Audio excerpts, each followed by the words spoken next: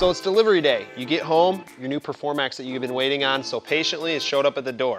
So today we're gonna kind of show you the steps involved with unboxing a chair and the steps to take to make sure it's done properly and to get you on the court as soon as possible.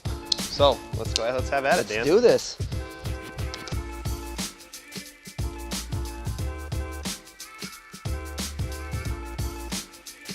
So what you'll find in there is 2 tires. Here's your wheel backrest. assemblies. Here's your backrest. We'll put this over here for later. Let's get some of the filler out here. We also have a cushion. You're gonna be needing that as well. So we'll get that over here too. And then we can pull the whole chair out. So as you can see, the whole chair comes wrapped. This is ready for shipping. There's one more box in here also too to look for. So this box is the important one. Your tools to assemble everything, your owner's manual, and your side guards are gonna be in here as well. So don't forget to get this box out of the main box. So now Danny and I are gonna unwrap this. This is a polished chair, so you don't have to be as careful, but some of the painted chairs, you wanna be very careful not to scrape your knife on the new chair that you have because you don't want scratches. So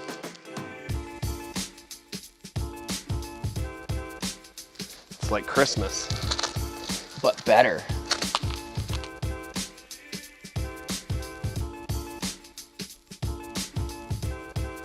This is how you adjust your center of gravity.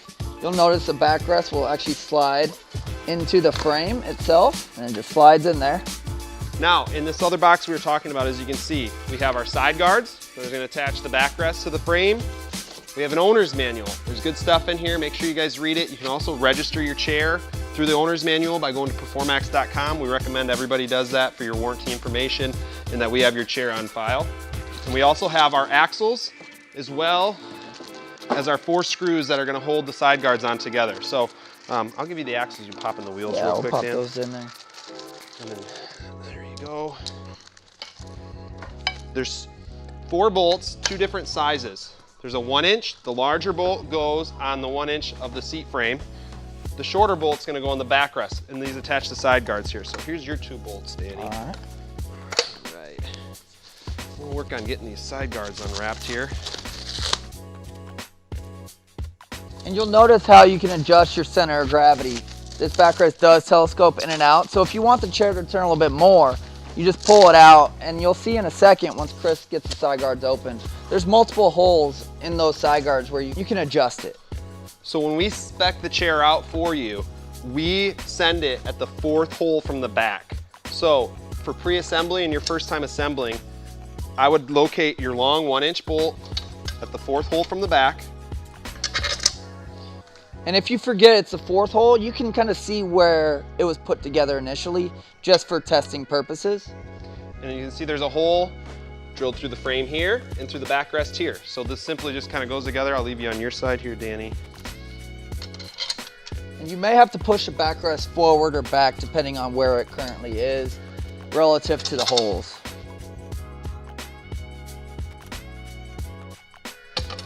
Just finger tight to start. So once you get the bolts through, put the nut on the back side, just go finger tight.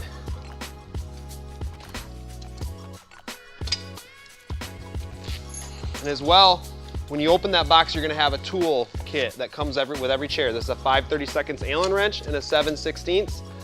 This Allen wrench can be used to adjust your footrest, the set screws in the back, and this wrench is gonna be used to tighten up your side guard bolts. So looks like we got everything kind of locked in here, right, Dan? So let's start by snugging up these set screws, which will bring you right to the back here.